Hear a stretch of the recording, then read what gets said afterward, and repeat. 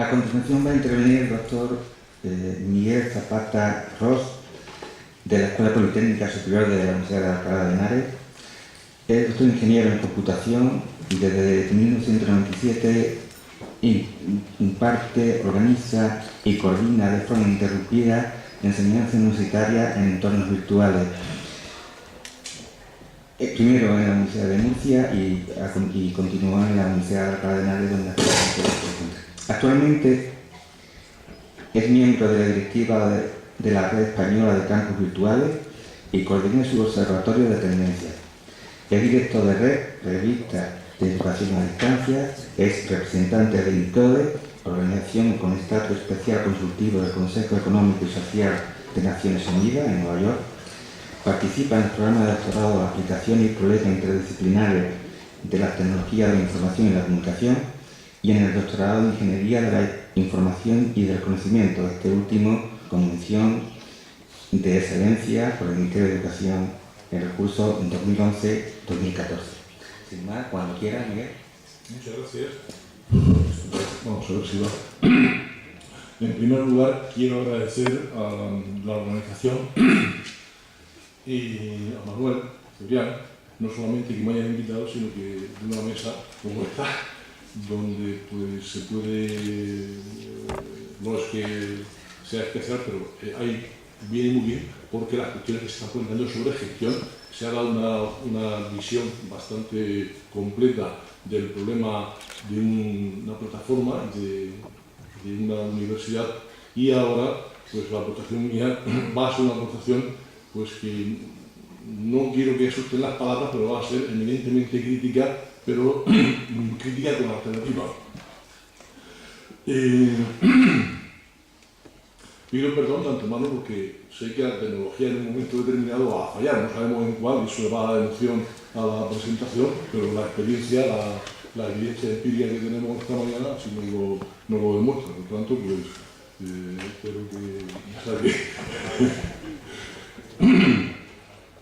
Otra cuestión que quiero decir de forma previa es que todo está colgado. Es decir, bueno, ahí imagino ya he hablado con algunos de vosotros y en el programa hay un enlace a un artículo extenso donde está en texto todo lo que voy a decir, que no va a ser ni mucho menos todo lo que me va a dar tiempo a decir aquí. Y la presentación está también, perdón, la presentación también está completa. Además, ahí tienen las direcciones, tanto de mi correo como de la página donde tengo enlazado toda la web social, los artículos, en fin, todo.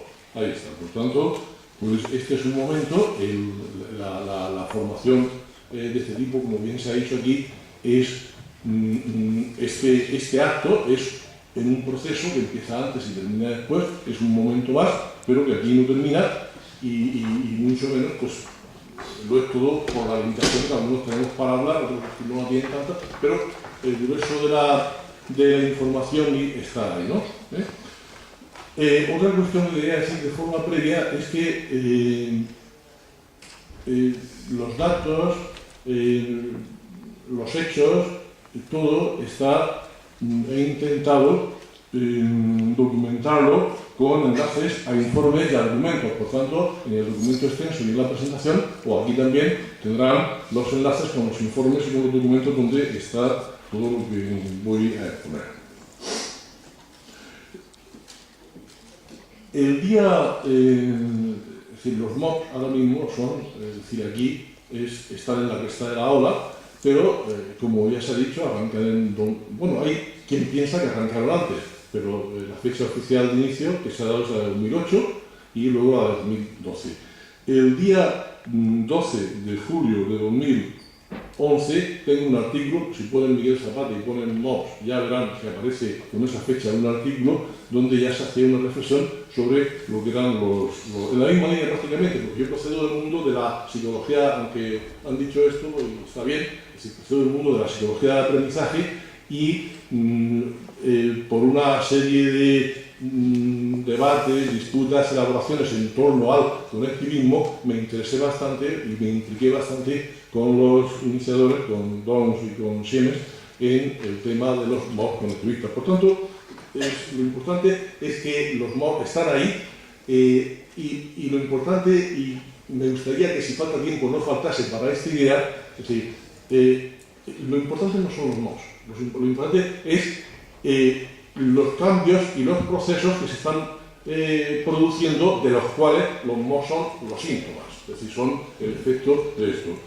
Y bueno, esto se puede abundar mucho más, y el primero de ellos es que hay un hecho que en la sociedad de la información, en la sociedad del conocimiento, el conocimiento está empezando a no estar donde siempre había estado. El conocimiento estaba antes de forma sólida, estática, en las universidades y estaba en las bibliotecas, entre otros sitios. El conocimiento ya está fuera de la universidad y está diluido, está disperso. Entonces, esto es un reto importante, no se dice, pero es lo que está en el fondo, una de las cosas que está en el fondo de la cuestión.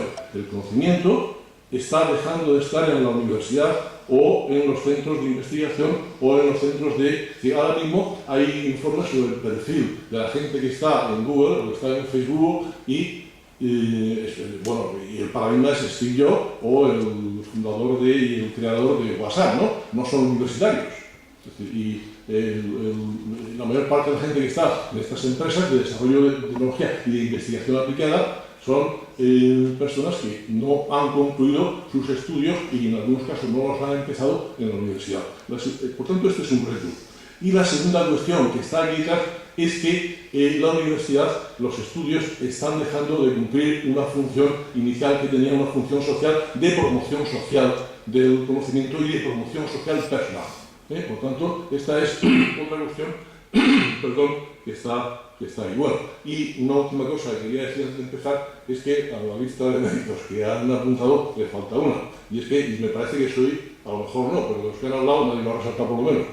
Yo soy alumno de MOOC. En la actualidad yo estoy siguiendo un MOOC y tengo la perspectiva de los alumnos y tengo esa perspectiva de que creo que es importante y es una experiencia que, aunque ya sé que muchos de vosotros habéis tenido o estáis teniendo, es una experiencia que nos da una visión completa para hablar de esto. No digo que sea imprescindible, porque es importante. Sentirse ahí, sentirse en esto que se llama una experiencia colectiva, pues esto es importante. Bueno, esta foto es una foto de Michael Sandel, que es famosa, es un profesor de Harvard, que también ha dado un MOOC muy famoso para la Universidad de San José en California, y ya a Michael Sandel no le hacía falta los MOOC para ser como era. Llenaba, si hubiera estado en España, hubiera llenado plazas de toro para dar los cursos, ¿no? Pero como estaba, llenaba los paraninfos de la universidad y los alumnos iban los suyos, los que no eran suyos, iban allí. Bueno, pues esta es la idea, esta es la visualización en la práctica de lo que es un MOOC. Pero la preocupación que va a haber en todo momento va a ser esta: ¿dónde está la persona? Es decir, permite este ambiente, este panorama, este horizonte, nos permite, nos permite el acceso a la inquietud que tiene la persona, el alumno que está en su casa, lejano, en un sitio, ante una duda, ante una consulta, ante un apoyo, la angustia que puede crear un apoyo en un momento, la necesidad de un apoyo para un concepto. Esta es la cuestión, ¿no? Esta es la cuestión y también la pongo ahí para reflexionar. Otra cuestión que pongo para reflexionar, esto es de Facebook, está sacado de Facebook, le he ocultado y he pixelado la imagen de la persona, pero es real, ¿no? Esto está en un foro donde cuenta la experiencia de una profesora que es colega de este profesor y que tiene que coordinarse y que dice, y le preguntó qué es lo que iba a decir. No, si lo que yo voy a dar es muy fácil. Le digo a mis alumnos que vayan a la biblioteca, cojan tal libro y lo vean y subrayen. Esta era la metodología didáctica que utilizaba esta otra profesora.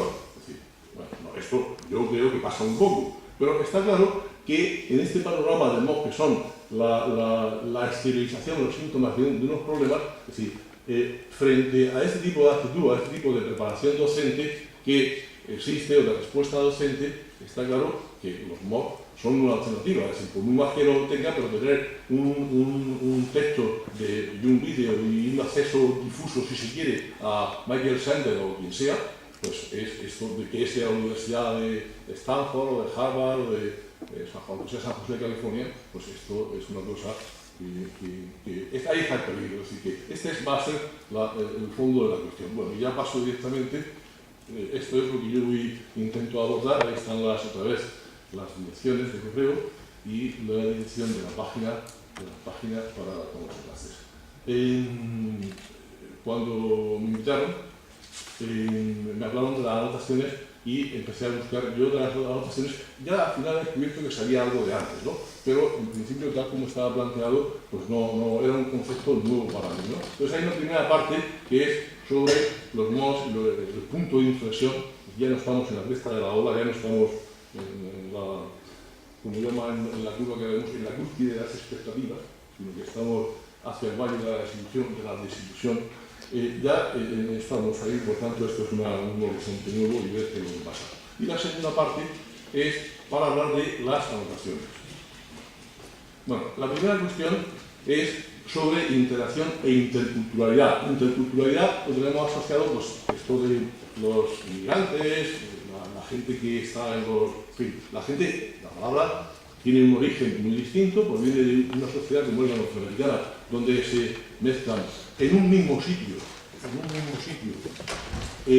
pero en estratos, gente que procede de distintas culturas,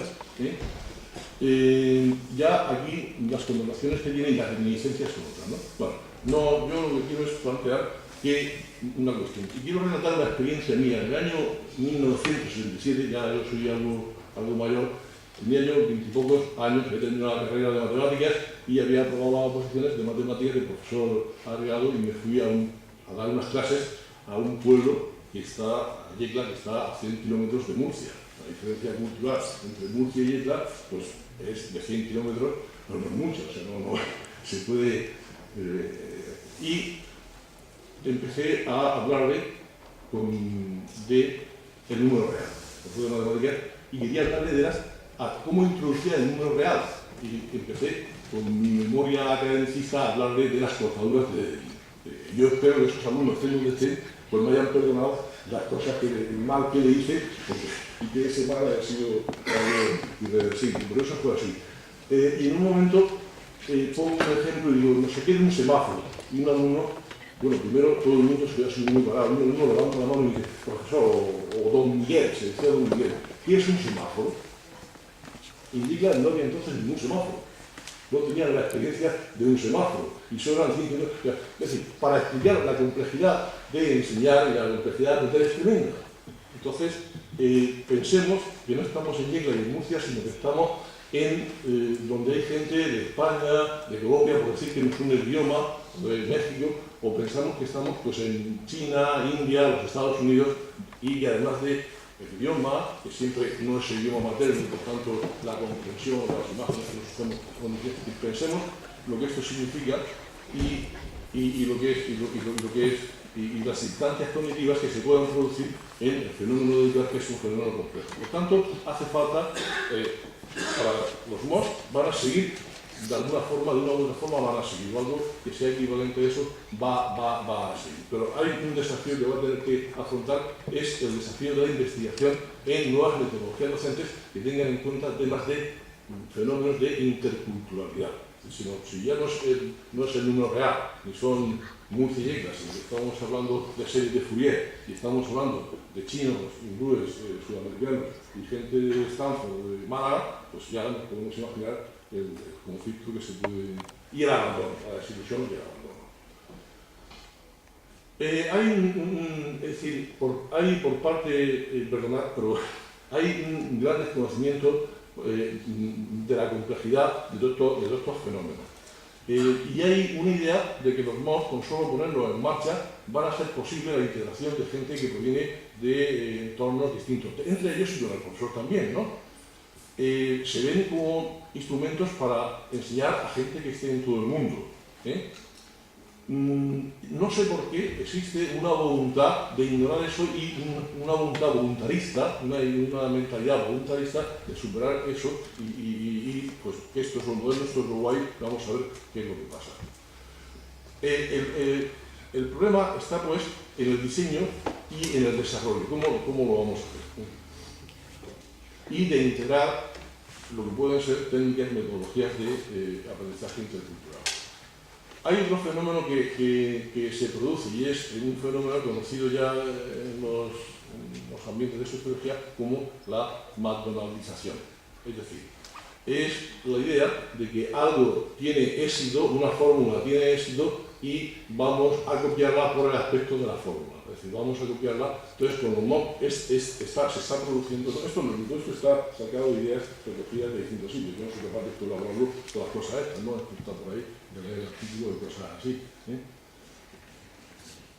Sí, no, decía eso. Todo eso son ideas que están recogidas de artículos de gente que sabe realmente y que se preocupa en estudiar este tipo de MOOC. Se aceptan cosas, yo aquí he oído cosas que dichas por pedagogos, gente de la psicología del aprendizaje, que no se aceptarían en otras formulaciones de enseñanza. Es decir, no se aceptarían. Se acepta, por ejemplo, la ausencia de un diseño educativo, de un diseño institucional. Se acepta la ausencia de evaluación formativa. Esto, cualquier persona que haya hecho una carrera, un grado, que haya terminado, sabe que en la asignatura de primero o la de segundo, pues va a dar lo que es el diseño institucional, lo que es la evaluación, lo que es la interacción y todas estas cosas. Y esto se acepta frecuentemente que no exista en los MOOC. Se supone incluso que la revisión por pares, la autoevaluación y la difusión académica es ahora cuando tiene importancia. Esto ya se estaba haciendo antes, mucho antes, se estaba haciendo y se veía su valor y se mencionaba. Hay, por tanto, un entusiasmo bastante fuerte por el tema de los MOOC, por hacer algo como lo hacen Harvard y como lo hace el MIT. Es importante, si ellos lo hacen porque esta fórmula es buena y se olvidan de que Harvard y el MIT tienen las primeras autoridades mundiales. Y yo no tengo eso, yo lo que tengo son profesores que son profesores para ayudar a mi alumno en un momento determinado, en un entorno, cuando es un profesor que es un profesional y es como un profesor normal, ¿no? No la profesora del libro de la biblioteca. Es decir, se obvia la barrera intelectual, la barrera cognitiva, y se centra todo en el acceso tecnológico. Es decir, esto lo tenía, antes de venir aquí, lo tenía todo escrito, pero después me he encontrado que efectivamente es bueno que en un workshop como este se hable de los problemas tecnológicos, se hable de las dificultades. Pero señores, si esos problemas que tenemos no sirven para resolver problemas que son básicos, como es la diferencia conceptual, la diferencia cognitiva, pues no tiene mucho sentido. Este es el tema de la McDonaldización, perdón por la palabra. Datos de la situación actual. Es decir, se vendió la idea de que los MOOC iban a cumplir una serie de funciones, de promoción, iban a ser participativos, iban a superar la discriminación por trabajo, situación geográfica, situación laboral, sexo. Esto lo iban a superar. Hay varios estudios, el principal de ellos, que ya se ha citado aquí, Antonio fue quien lo sacó el primer día, el estudio de la Universidad de Pensilvania sobre más de 1 millón de personas adquiridas a MOOC. La tasa de finalización de los cursos tiene un promedio, según este estudio, sobre 1 millón de datos, del 4% en todos los cursos, que van desde el 2 hasta el 14, dependiendo del curso. Y más importante, es decir, porque bueno, los que empezaban podemos pensar, pues van a terminar. No, es que resulta que aproximadamente la mitad de los que se registraron no vieron ni una sola conferencia completa. Es decir que, bueno, pues esto, si en la presentación completa hay unas gráficas y por fases de permanencia, inscripción, los que asistieron hasta el final, los que se registran, los que comienzan y los que son usuarios activos. Y luego, pues hay esta gráfica es por la actividad, por qué actividad realizan. No son disruptivos, la gran se vendieron como un fenómeno disruptivo, es decir, que rompía. Esto era en la publicidad, sí se decía incluso. La publicidad se centraba en la promesa de promoción, igualdad, ruptura con el modelo con el que eran disruptivos, porque rompían con el modelo imperante. Sin embargo, pues el 80% de los que tomaron, de los que hicieron los MOOC, eran ya graduados universitarios. No les guiaba, no eran gente que no habían tenido acceso a los estudios, sino era gente que ya tenía el grado. Hay muchos más hombres que mujeres. Es decir, las principales razones de los estudiantes para cursar, cuando se le preguntaba esto, están las de progresar en el trabajo actual y en satisfacer la curiosidad. Los individuos a los cuales se ha destinado por romper la barrera, la brecha geográfica y cultural, no tienen apenas representación. La mayor parte de los inscritos son de los países de Estados Unidos, de América del Norte, de Europa o de los BRICS. Es decir, de Brasil, Rusia, India y China. Esto, ya digo que luego, pues... Bien, entonces... Bueno, pues entonces... pues hay datos sobre toda esta cuestión, mapas, y bueno, pues voy ya directamente porque sí me interesa llegar al tema de las anotaciones. Los experimentos que tuvieron lugar en la Universidad de San José, donde el gobernador de California se empeñó bastante, allí estaba Michael Sandel, estaba Sebastian Thorpe, en fin, bueno, pues hay bastante trabajado sobre qué es lo que pasó, los resultados, ahí se puede profundizar. Y lo último fue la entrevista, es decir, digamos, el punto culminante de esta situación fue la entrevista que se hizo a Sebastian Thorpe por la Universidad Fast Company, donde,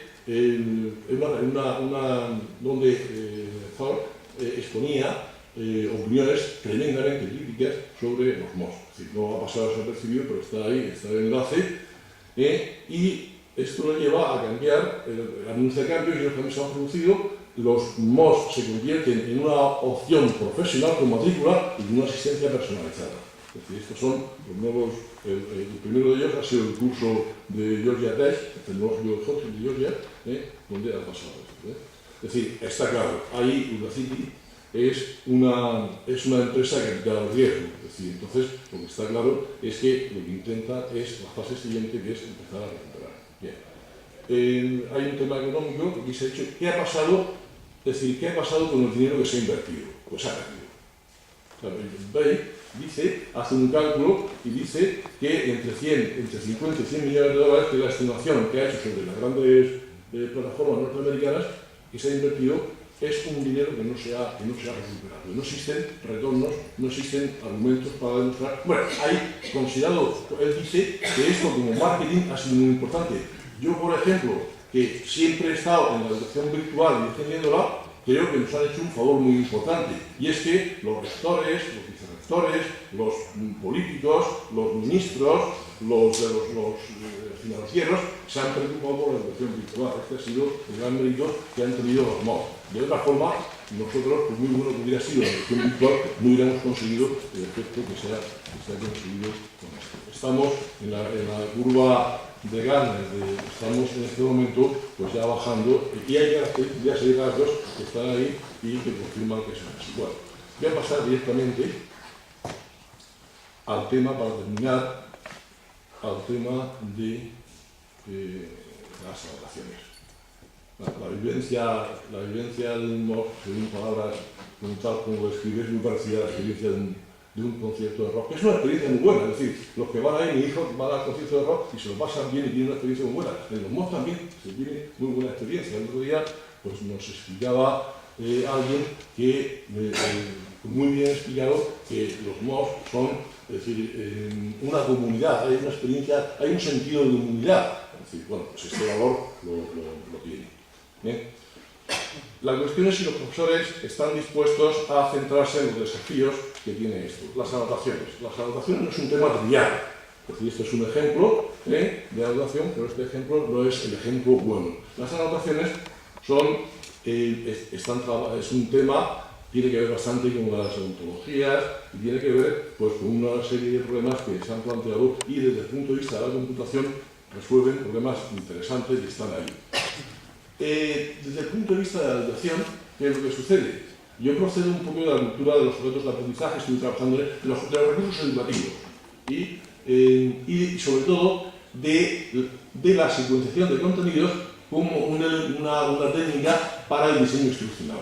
Es decir, los alumnos, aparte de la experiencia de comunicación y interacción, necesitan que el conocimiento se inserte en su esquema de conocimiento. Eso es un principio elemental de la ciencia, de la pedagogía y del aprendizaje. Entonces, los profesores son diseñadores, y muchas veces lo somos de forma artesanal, de forma como, bueno, pues, espontánea, pero esto tiene su medida. Yo estuve trabajando en los metadata para primero los objetos de aprendizaje y luego para los recursos abiertos, educativos abiertos. Ahora mismo tenemos una gran ventaja y esto, como tengo un poco tiempo ya, otra idea importante es, se han apuntado aquí cuestiones, Philip, ayer nos estuvo hablando cosas muy buenas de una cantidad de información que tenemos ahí, que podemos conseguir y que ya veremos a ver cómo va a ser útil en su momento. Yo creo que va a ser útil, la analítica de aprendizaje es otra línea a desarrollar, pero el diseño instruccional, es decir, cómo se hace que la progresión en el aprendizaje se produzca desde la línea de realidad de nuestro alumno, adaptándose a su persona, hasta el objetivo de esa línea de progreso se diseña teniendo unas pautas que existen ahí en las técnicas. Y es la información que puede llevar o que debe llevar los contenidos, los vídeos, en fin, todo tipo de recursos que utilizamos y que están ahí disponibles. Esa información, a la vista de esto, es simplemente una idea que expongo ahí, que dejo ahí. A la vista de esto, es un recurso que puede ser interesante acompañar a esa información para el diseño instruccional, para la secuenciación. Los de EDI lo tienen duro, porque imagino que ya muchos lo conocéis, pero hay una versión de Guru Beta, que esto lo está haciendo de una forma, o sea, lo que antes eran los metadata, que había que poner casi en lenguaje, en código de fuente, en código de programación, ahora mismo hay entornos como Guru que te permiten hacerlo y te permiten poner etiquetas para ilustrativas de esto. Yo ya lo vi y un poco que me metí ahí, ya, pues entonces, esta es la línea de la personalización del diseño instruccional, la que, pues ya han iniciado Coursera, están ahí, no lo dicen, no hacen publicidad, pero las guías de diseño instruccional de Coursera van en esa línea y espero que al final haya una convergencia en este sentido, que la producción, que haya metadatos de secuenciación de diseño instruccional que nos permitan pues, organizar la enseñanza en ese sentido. Este sería el final de eso y espero que esto no deje de ser un chiste, que la gente, los niños o los muchachos no sean como esto en un hábito. Bueno, gracias por todo y espero que...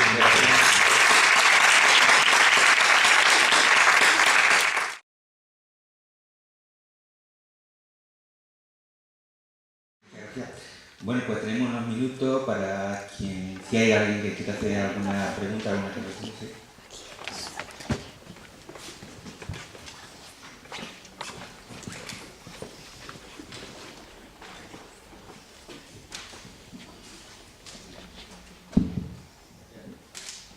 Hola, en primer lugar quisiera darle la enhorabuena por su ponencia, por su conferencia. Mi reflexión gira en torno al ámbito más filosófico y sociológico, que es del que yo procedo, ¿no?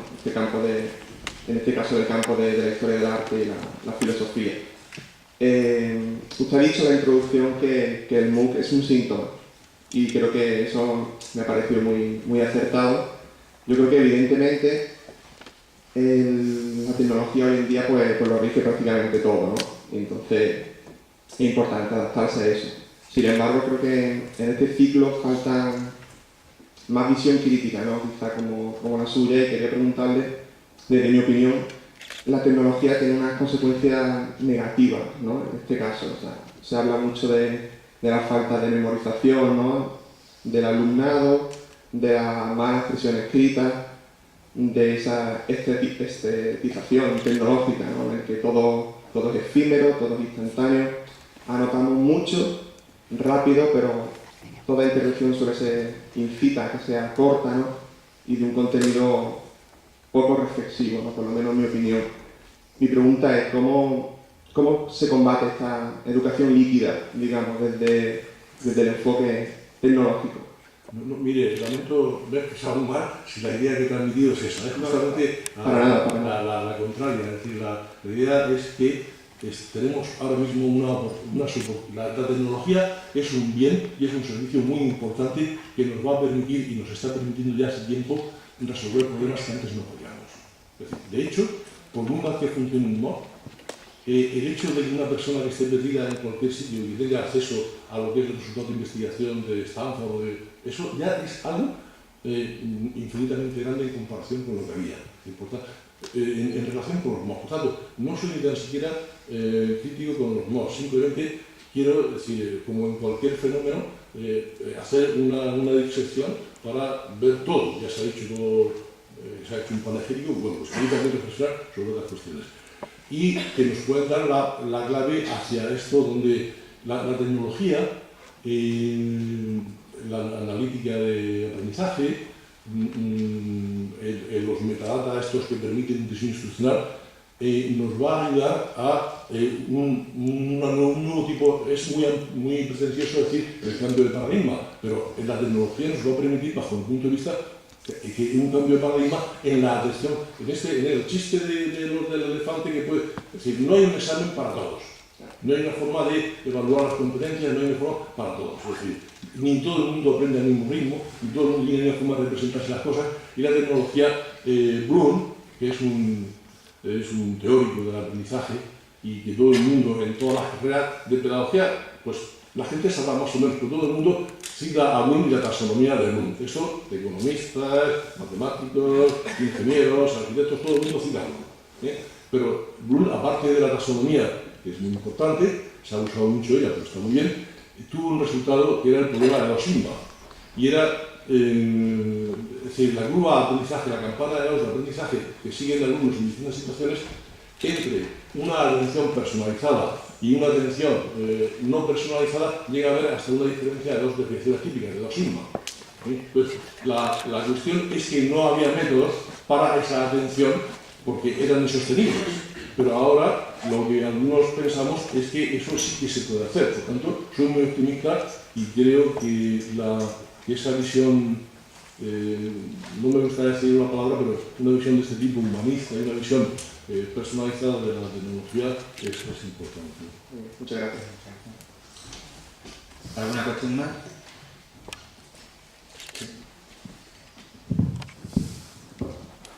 Bueno, felicitaros por las presentaciones, y yo sí que iba a calificar al director de posgrado, pero bueno, si cualquiera de la mesa puede responderme. En el proceso de análisis que habéis tenido, me gustaría si habéis analizado cómo medir la calidad del producto que vais a hacer, la calidad de un MOOC, y si habéis definido cómo medir la calidad del éxito de un MOOC. ¿Cuándo vais a considerar que un MOOC ha sido exitoso, bien para repetirlo, bien para desecharlo? Y el tema de calidad de los contenidos. Un comité de calidad que va a decir al profesor, mira, este vídeo que has hecho, tienes que hacerlo otra vez porque no cumple los estándares mínimos de nuestra universidad.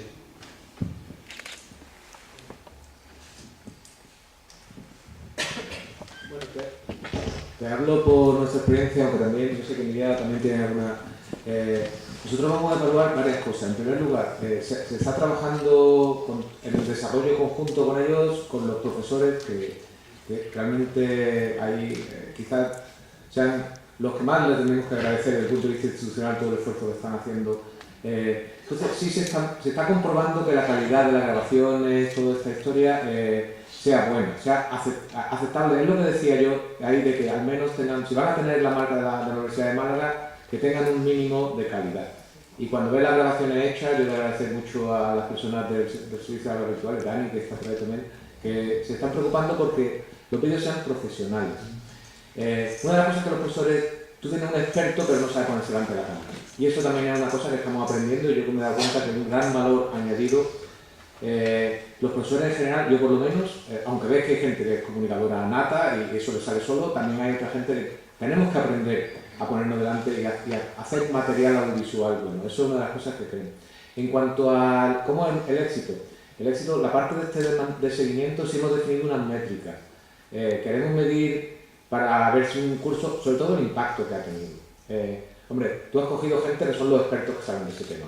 Pero luego lo que queremos medir es, por ejemplo, el grado de cuánta gente acaba el curso. Todas estas métricas las medimos, que son en parte, así de luego no inventamos nada, muchas las hemos sacado de lo que dicen Miriada y otras plataformas en cuanto a cómo evalúan de alguna forma el impacto.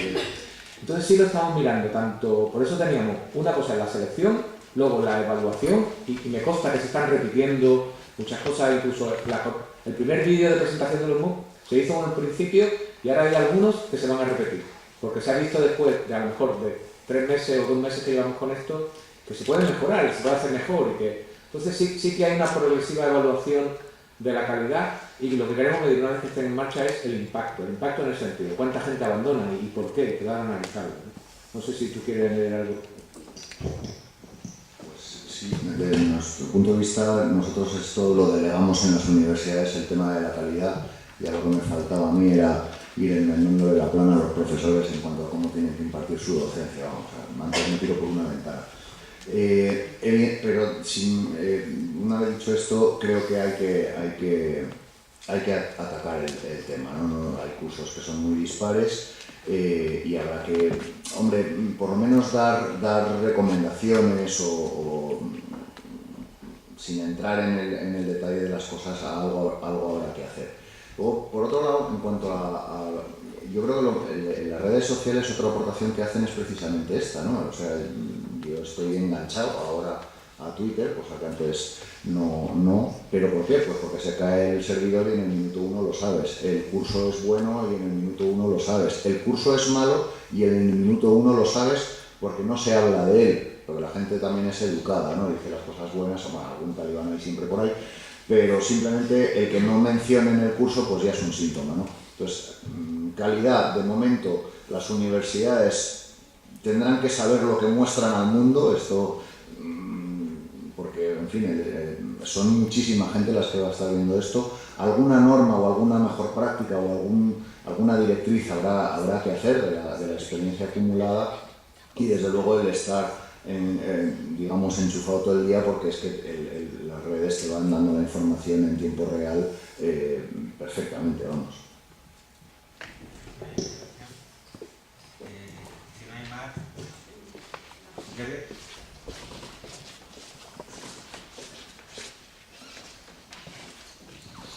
Yo era solamente por contestarle a la pregunta que dejaba Pedro Aranzadi sobre la sorpresa que han tenido con el éxito del curso de estadística para investigadores. Yo creo que con los nuevos itinerarios formativos que hay que elaborar para cada uno de los doctorandos, para cada año, se les exige una formación, más que acreditación.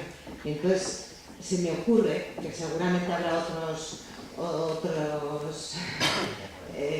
causas, pero a mí me parece que una importante es esa.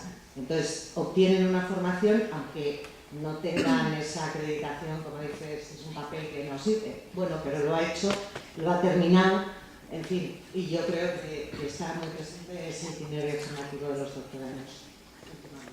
Muchas gracias por la pista.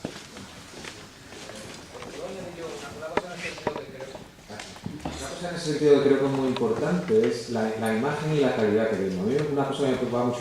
Tú dices a alguien, he hecho un curso en el MIT, que a lo mejor no he asistido ni nada, pero ha hecho un curso en el MIT y eso vende, ¿no? Porque se supone que el curso es bueno, aunque realmente no lo sea, y que ha asistido y ha aprovechado mucho y sale un montón después cuando no lo es. Pero sí hay una parte, yo creo que es importante, que a mí he querido cuidarla mucho aquí en la universidad, es decir, si alguien hace un curso en la Universidad de Málaga, quiero que de alguna forma la gente diga, bueno, pues este no es un curso cualquiera, es un curso de gente que sabe, que puede aprovechar y sobre todo que le puedan reconocer en algún otro lado, que se vaya a la Universidad del País Vasco y diga, bueno, pues si he hecho este curso de allí y al final no ha terminado, se lo puedo reconocer. Yo creo que eso es algo que también entre nosotros debe ser interesante, que alguien me diga, yo he hecho un curso un MOOC de la UPV y entonces yo diga en Málaga, uy, pues le vale, ¿no? Le cuento como complemento de formación en el doctorado. Creo que eso le va a dar mucho valor a esa formación. No pensamos acreditar o reconocer todos los MOOC, pero si entre nosotros mismos, yo creo que eso es algo entre las universidades, ponernos de acuerdo y que yo sepa, si se hace un MOOC de allí, porque allí cuidan la calidad, yo se lo puedo reconocer aquí. Y creo que es una asignatura pendiente de nosotros y que sí podría valer. Ese certificado que tú decías, no sé para qué le vale. A lo mejor le vale, a mí por lo menos para el doctorado efectivamente sí me vale, sí tengo cierta garantía de que está bien hecho el curso y que hay seguimiento, etcétera, etcétera. Sí, pues muchas gracias. Breve, por favor. Brevemente, un poco confirmar también, yo conozco un caso personalmente, una persona que trabaja en BP, que ha hecho un curso de este tipo en Harvard, ofrecido por Harvard, y bueno, pues yo creo que el título, cuando él lo cuenta, o sea, del curso, lo que más le impone a él y intenta también transmitirlo es que estando en España, que ha hecho un curso en Harvard y que lo ha aprobado, ¿bien? ¿Vale? Al margen, su empresa se lo admite, ¿vale? ¿Bien? O sea, pero porque tiene esa certificación. El prestigio para uno y el mundo laboral a la oficina. Eso es algo inevitable. Yo creo que estamos un poco en el pico de las expectativas, me parece, con esto, ¿no? Ahora, claro, son pocos los que tienen un título de este estilo de Harvard, pero en el tiempo pues tendrán a ser millones, con lo cual el valor... Y es un tema en el que yo creo que hay que establecer un equilibrio muy peliagudo, porque claro, si son 300.000 millones de tipos los que tienen ese título, pues el título... y viceversa, ¿no? Porque también si son 4, pues no es sostenible el negocio, o sea que el equilibrio, pero es muy serio, ¿eh? El asunto. Es que hay una diferencia, académicamente no te sirve, pero laboralmente te sirve. De momento, repito, cuando aparezca el 27.532 con el mismo título que académicamente no vale nada, pues ya la empresa se lo pensará, me imagino. Después hay otro tema. Si el conocimiento ya no está en las universidades, y yo creo que ahí estamos más o menos todo el mundo de acuerdo, ¿vosotros contempláis en la plataforma abrirlo hacia instituciones que no sean universidad para poder impartir cursos? En principio no. En Coursera, por ejemplo, ya están abriéndolo a otras instituciones que no son universidades. Claro, nosotros también. Lo que pasa es que la idiosincrasia universidad nos hace que esto sea un anatema. O sea, nosotros nos debemos a las universidades. Y todo lo que sea de otra índole, pues es muy complicado políticamente para nosotros. Si bien alguna experiencia habrá de aquí en adelante, pero con muchísimo cuidado, porque claro, es que esto es universidad, que esto no puede vía que cualquier academia, por mí, con todos mis respetos y tal, en fin, nos cargamos un poco la idea de universidad, vamos. Gracias. Perdón, hay una última... ¿Dos? Bueno, como estamos al final, nos queda... Bueno, yo creo que nos podemos permitir pasarnos un poco. Bien. El tema este de la certificación es claramente un problema. Pero a ver si estamos mirando nuestro problema, el de las universidades. Las pruebas que están saliendo, los números que están funcionando por ahí y demás, nos están demostrando que eso es un problema para nosotros, porque la certificación es algo que institucionalmente es una referencia de prestigio, que tenemos que analizar, que queremos rentabilizar, etcétera, etcétera. Pero a los usuarios, a la certificación puede o no importarles. Y en el fondo, lo que está demostrando un MOOC, que no está ocurriendo lo mismo, es otra dinámica. Lo que está demostrando un MOOC es que los usuarios entran, cogen y se van. Entran, cogen lo que quieren, lo que les es útil y se van. Y a lo mejor no piden o no necesitan el certificado. ¿Cuándo surge la necesidad de certificado? Pues cuando hay alguien que pone un valor externo a él. Pues porque te dicen, si lo tienes te pongo nota, si lo tienes puede usted superar una prueba de selección, cosas de ese estilo. Pero reconozcamos que eso es un problema nuestro, no de los usuarios. Y por tanto también habrá que buscar otras formas de validar, de ser útiles, ¿no? En este sentido. Los certificados son valiosos porque acreditan, pero a lo mejor lo que estamos haciendo es validar la evaluación, es decir, que alguien me diga que yo he aprendido algo, eso ya vale, no necesariamente tiene un valor económico o no necesariamente tiene un valor institucional.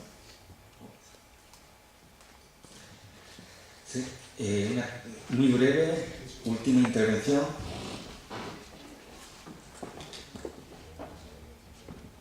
Precisamente este problema que hay de que las universidades no son las que guardan el conocimiento solamente, creo que es cuando nos hace pensar más que el tema de los MOOCs es una gran oportunidad para los grupos de investigación para generar más conocimiento. Las universidades y los centros de investigación son aquellos que más pueden cambiar y empujar el conocimiento hacia más allá. Por lo tanto, aquí tenemos una gran oportunidad. Hagamos mejor investigación. A partir de ahí, creemos MOOCs o como se llame y innovemos de forma constante. Esto es lo que hay que hacer. Yo en base a eso, una cosa que no mencioné, que sí creo que... yo como universidad, otra de las cosas que nos importaba es la responsabilidad social que tenemos. O sea, es decir, al final, a mí no me importa, y eso lo hablo con la rectora y el equipo de dirección y todo lo demás, vale, invertimos, perdemos dinero, pero también, primero, formamos a nuestros profesores y segundo, ponemos conocimiento en disposición de los... A mí no me importa que haya competencia, lo que quiera, pero yo lo entendía como parte de la responsabilidad social como universidad que tenemos. Y en ese sentido, vamos a probar estas cosas, a ver qué tal, que invertimos, perdemos dinero, no importa, porque yo no quiero obtener beneficios, quiero rentabilizar, digamos, la responsabilidad social me obliga a poner cierto conocimiento que tenemos. Que hay otras academias que lo ponen también, por mí es fenomenal, pero al menos como Universidad de Málaga nosotros lo que queríamos es, digamos, poner el conocimiento, lo poco que tengamos ahí, a disposición de la sociedad. A ver qué tal. Pues muchas gracias a los ponentes de esta mesa y a todos vosotros por la participación y con esto pues ya hemos terminado la mesa.